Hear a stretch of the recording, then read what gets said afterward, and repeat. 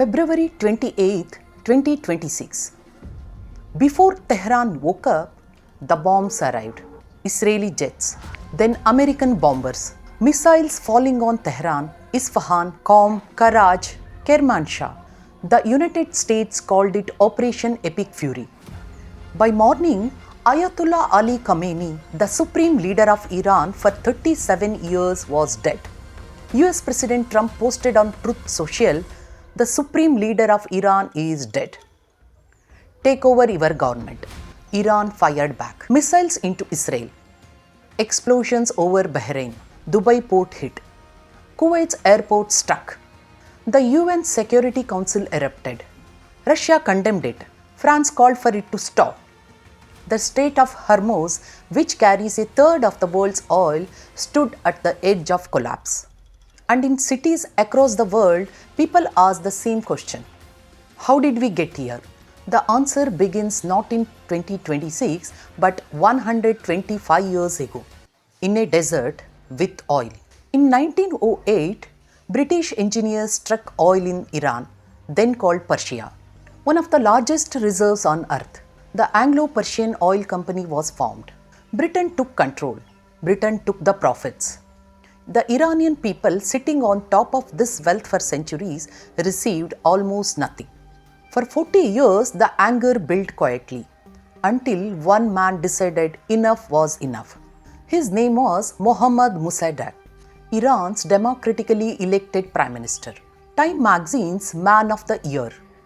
In 1951, he nationalized the oil. He simply said, "This belongs to us." Britain called Washington. The CIA and British intelligence cooked up Operation Ajax. They bribed officers, paid street thugs, manufactured chaos. Within days, Mossadegh was overthrown, arrested, sentenced to house arrest until his death. In his place, the Shah, a US-backed king who kept the oil flowing and his people controlled by a brutal secret police called Savak. Iran never forgot. The CIA admitted it in 2013, but the damage was already permanent. Every crisis that follows, every ounce of hatred traces back to this moment, a democracy destroyed by American hands. For 26 years, the Shah ruled, propped up by American weapons, protected by American silence on his abuses. Then the people rose. The Shah fled. And on February 1st, 1979, Ayatollah Khomeini landed in Tehran. The Ayatollah Khomeini had returned home from his exile in France. Although a provisional government existed, he immediately became the supreme power in the country. His triumphant return was treated like the second coming of Muhammad.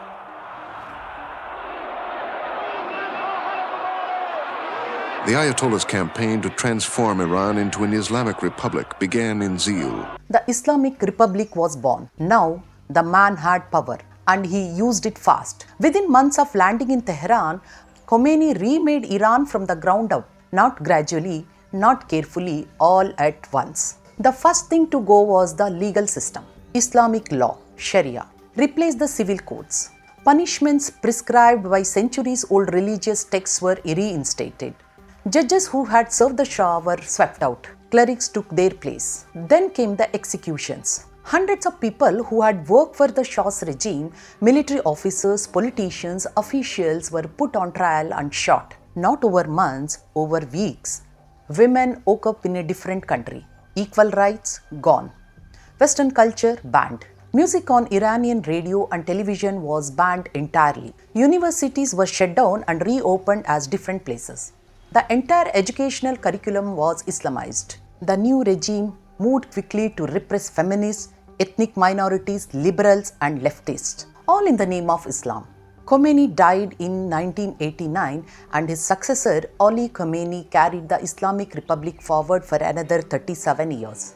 America lost its most powerful Middle East ally overnight. November 1917, Iranian students stormed the US embassy and took 52 American hostage.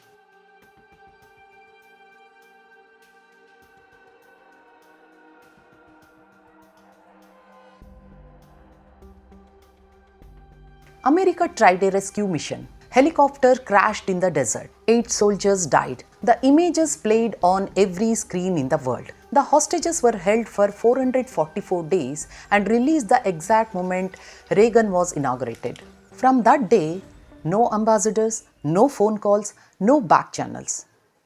America and Iran were officially formally enemies, and they would stay that way for 45 years.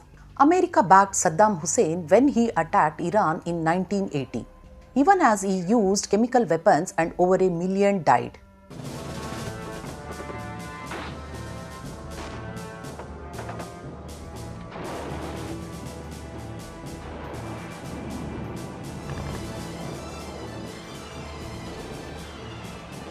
Iran built its response. Hezbollah in Lebanon, Hamas in Gaza, the Houthis in Yemen, a web of proxies across the region, and quietly underground a nuclear program. For Iran, it was survival insurance. For America, it was the red line, the one thing that could never be allowed to happen. In 2015, Obama reached a deal, the Joint Comprehensive Plan of Action. Today, after 2 years of negotiations, the United States, together with our international partners, has achieved something that decades of animosity has not. A comprehensive long-term deal with Iran that will prevent it from obtaining a nuclear weapon. Iran limits its enrichment. Sanctions lift. The world exhales. In 2018, Trump takes it up, calls it the worst deal ever. Sanctions return harder. Iran's economy collapses. Iran restarts its nuclear program and pushes further than it ever had. January 3, 2020, a US drone killed General Qasem Soleimani, Iran's most powerful military commander, at Baghdad airport. Iran launched ballistic missiles at US bases in Iraq. Over 100 American soldiers suffered brain injuries. Both sides stepped back, but the unspoken rules were gone. What came next was only a matter of time. October 7, 2023, Hamas attacked Israel. 1,200 killed in one morning. Israel went to war in Gaza. In April and October 2024, for the first time in history, Iran and Israel launched missiles at each other's soil, directly, openly, with the world watching. In 2025, a 12-day war badly damaged Iran's air defenses, missile program and nuclear facilities. Then came the protests inside Iran, the largest since 1979. Over 100 cities, Iranians demanding regime change. Government answered peaceful protesters with bullets and blood. Thousands died. Iran's proxy network, Hezbollah, Hamas, the Houthis, shattered, broken and barely breathing. The regime was at its weakest in decades. Trump returned to the White House in January 2025. He watched the window opening. February 24, 2026, State of the Union.